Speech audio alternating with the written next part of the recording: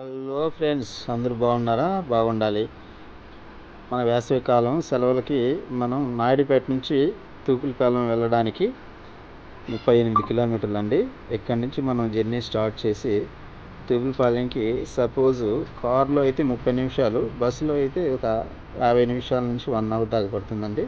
Naidupeta to Thupulapalem. Naidupeta నుంచి విద్యానగర్ వెళ్ళొచ్చు, విద్యానగర్ నుంచి తూపులపాలెం వెళ్ళొచ్చు. బస్సు సౌకర్యం కూడా ఉంది.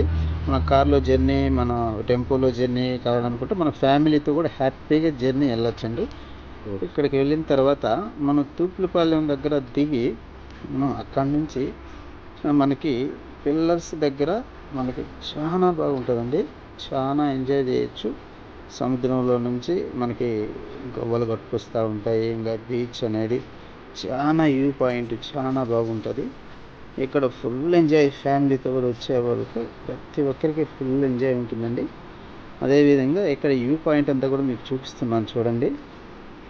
ఎంత ఎంజాయ్ అంటే పిల్లలు, పెద్దవాళ్ళు, లేడీస్ అందరూ కూడా చాలా హ్యాపీగా ఇక్కడ ఎంజాయ్ చేయడం జరుగుతుంది.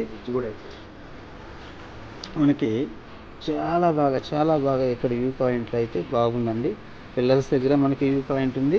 మన తూర్పుపాలెం ఎంట్రన్స్ స్ట్రైట్ కూడా మనకి ఒక వ్యూ పాయింట్ అనేది ఉందండి.